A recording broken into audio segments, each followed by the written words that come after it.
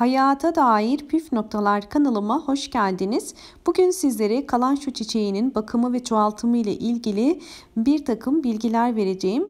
Gördüğünüz gibi iki farklı kalanço türü var şu anda elimde. İki farklı rengi, biri beyaz ve diğeri de kırmızı. Gayet canlı ve güzel görünüyorlar. Kalanço aslında şu anda marketlerde en çok bulabileceğimiz çiçeklerden ve üzeri kış mevsiminde en çok çiçekli olan çiçek diyebiliriz. Fakat eve getirdikten sonra kalançolar bu kadar uzun süre üzerinde gördüğünüz gibi çiçekli olmayabiliyorlar. Bunun tabii ki bir takım nedenleri var. Çünkü marketlerdeki çiçeklerin belirli bir ısı, nem ve ışık ayarı var ve belirli bir serada kalıyorlar. Fakat eve getirdiğimiz zaman durum daha da farklı oluyor. Evdeki nem, ışık ve su ayarını ayarlayamadığımız için kısa bir sürede hemen çiçeklerini dökebiliyorlar. Kalanço bakımında dikkat etmemiz gereken en önemli noktalardan bir tanesi bol ışığı seven çiçeklerdir kalanço çiçekleri. Doğrudan güneş ışığını sevmezler fakat bolca ışık almaları gerekiyor. İkinci önemli nokta ise sulaması. Çok fazla suyu sevmezler.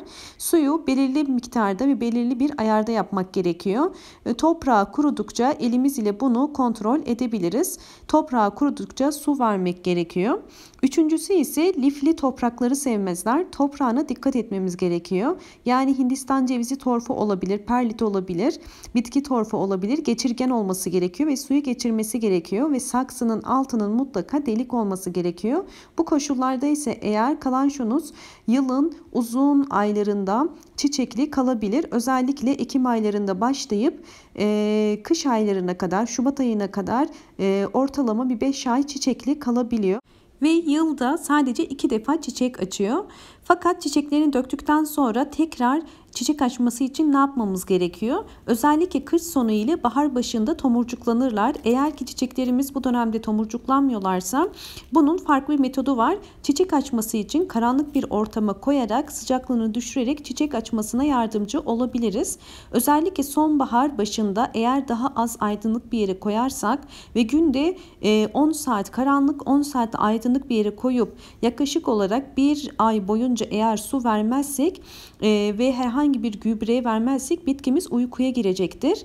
Ve ortam da normalden daha serin olduğu için bu süre zarfında bitkimiz yavaş yavaş tomurcuklanmaya başlayacaktır. Tomurcuklarını görünce aydınlık bir yere çıkarıp suyunu verip yine eskisi gibi eğer bakarsak çiçek açmasına yardımcı olmuş olacağız ve böylelikle çiçek açacaktır. Kalanço çiçeğinin çoğaltımı ise iki farklı şekilde yapıyor. Bakın ben şimdi size yapraktan bir tane kopardım. Kopartımı önemli. Tam kökten koparmamız gerekiyor. Yaprağın bitiş noktasından. Bu şekilde bunu çoğaltabiliriz ya da isterseniz daldan da çoğaltabilirsiniz. Daldan daha da hızlı köklenecektir.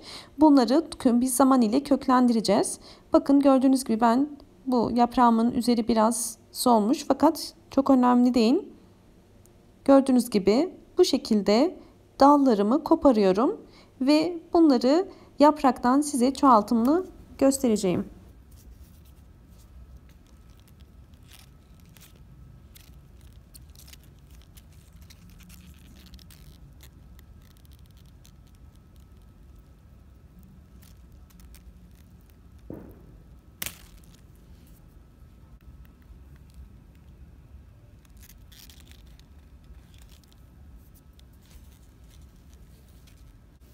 Kopardığım yapraklarımı şimdi gördüğünüz gibi küçük bir saksı olması gerekiyor ve yine torflu geçirgen bir toprak olması gerekiyor. Bu şekilde yaprağımızı gördüğünüz gibi tam yarıya kadar hemen hafif bir şekilde toprağımızın içerisine gömüyoruz. Bu şekilde bütün yapraklarımı saksının içerisine koyacağım.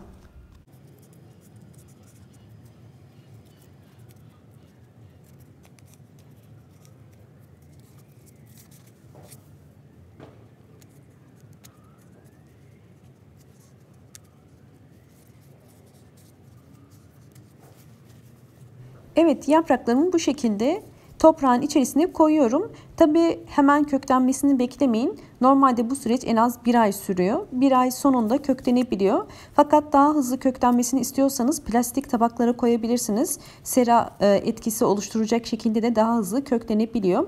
Ya da dalından eğer çoğaltmak isterseniz daha da hızlı köklenecektir ve daha da hızlı çoğalacaktır.